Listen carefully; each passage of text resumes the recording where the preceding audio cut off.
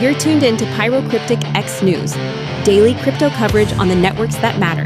XRP, XLM, XDC, and many others. Let's get into it. Welcome. This is Pyrocryptic X News, bringing you the critical market updates you need right now. Today, that's Wednesday, May 7th, 2025. All eyes are really on the Federal Reserve. But, Bitcoin and gold are already making some moves, especially with all the geopolitical unease and some, intriguing whale activity we're seeing.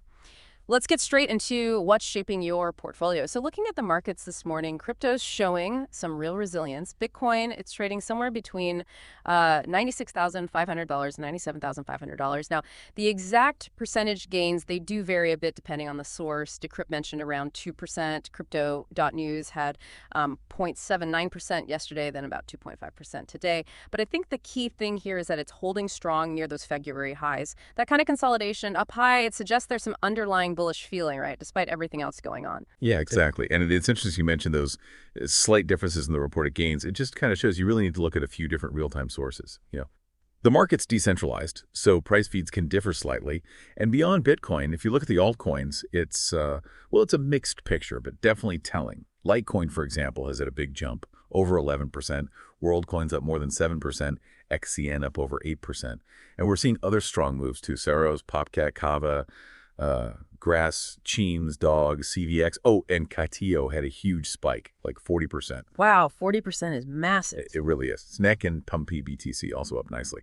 But on the flip side, there are some pretty significant pullbacks. Virtual down 12%, AKT nearly 10%, Move is down almost 9%. Then you got Fartcoin, OP, KS, MKR, Bera, JST, Pyth, DYDX, NeoOhm, SafeAkill. Oh. And Layer took a real hit, down over 31%. Okay, so definitely not just everything going up together. Not at all. Yep. It really highlights that while Bitcoin often sets the general direction, individual altcoins, they react to their own news and dynamics. Right. Okay, let's shift to the Federal Reserve then. The FOMC, that's the Fed's main policy group, they're meeting today. And the big decision on interest rates, that's expected this afternoon. The general feeling, the consensus, is that they'll probably keep rates where they are in that 4.25% to 4.50% range, mostly because inflation is still, sticky and they want to keep the economy stable. But the real market focus, it's going to be on Fed Chair Jerome Powell's comments after the announcement. His tone, any hints about the future, that's what everyone will be watching closely. Absolutely. His tone is crucial. If he sounds more dovish, suggesting they might ease up later, well, that could be a major boost for risk assets like crypto. You could potentially see Bitcoin push past that $100,000 mark, maybe pull altcoins up with it. The 100K mark again. Yeah, exactly.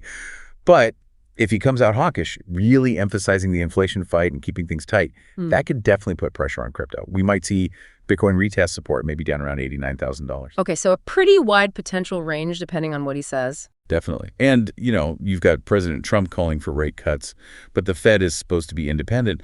Plus, there's this added wrinkle, these concerns that new tariffs, if they happen, could actually push inflation up, making the Fed's job even harder. Right, complicating things further.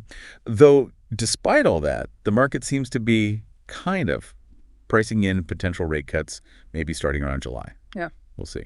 Okay, and moving away from the Fed for a moment, these geopolitical tensions, they're still adding volatility, aren't they? We saw that Houthi missile strike near Tel Aviv airport, and then Israel retaliating with airstrikes in Yemen, and the Houthis are vowing more retaliation.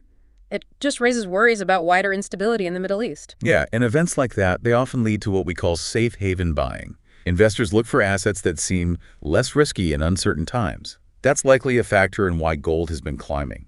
It hit $3,357 an ounce, up about 0.7%. Makes sense. And are trade tensions also playing a role?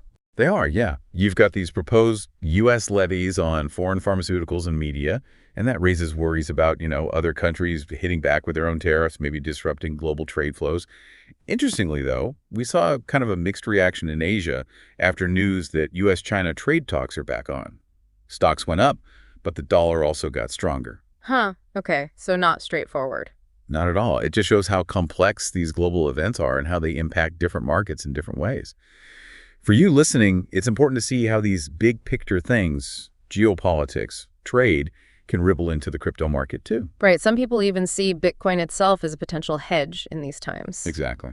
Okay, finally, let's touch on XRP. There's been some notable activity there. Yeah, quite a bit, actually. We've seen a pretty significant jump in the number of XRP whale wallets. The ones holding 10,000 XRP or more. That number crossed 300,000 addresses just a couple of days ago, May 5th. 300,000, so big holders are accumulating. It looks that way. An analyst, Kyle Dupes, he suggested this is strategic accumulation, meaning these large holders might be getting more confident about XRP's future. And another analyst, Max Avery, he pointed out that XRP's recent sideways price movement, it might actually reflect price controls. Price controls. How so? Well, he suggests it could be steady institutional buying, maybe using strategies like TWAP or VWAP ways institutions buy large amounts without moving the price too much. Avery thinks this institutional interest might be linked to, well, the hope for a spot XRP ETF getting approved, though he does caution that the price impact, if it gets approved, might be more gradual, not a sudden spike. Interesting. And this is happening even though XRP actually had a pretty strong Q1, right? It outperformed Bitcoin and Ethereum then. It did, yeah. Had that nearly 50% rally back in February. Saw good inflows into XRP investment products too. Plus, you had that leveraged XRP ETF launch in April, and you've still got spot ETF applications pending from big names like Franklin Templeton and Bitwise. It definitely shows growing institutional interest. And the Ripple SEC settlement, that seems kind of priced in now. Seems like it. The market reaction was pretty muted when that news broke, so yeah, likely priced in already. Yeah. Technically, looking at the chart, XRP is holding above some key levels, support around $2.05, and it's above its 200-day moving average, which is generally good. Right. But it's still trading below the shorter-term moving averages, and the RSI, the Relative Strength Index, is kind of neutral. No strong momentum either way right now. Analysts think if you can break above those shorter-term averages, maybe it could move towards $2.30 or $2.40. And the downside risk. If it slips below that $2.05 support, yeah, you could see more bearish momentum take over. Okay, lots to keep track of. This has been Cryptic X News with your market briefing. So as that Federal Reserve decision comes out later today and these global events keep things uncertain, keep a close eye on the market reactions, especially around Bitcoin. Can it finally break that $100,000 resistance? And also these developments with XRP, the institutional buying, the ETF potential. Remember, navigating these markets means staying informed and really considering all these different factors. We'll be back with more updates as they happen. Stay tuned. That's it for today on Cryptic X News. Stay sharp, stay informed, and catch the next drop right here.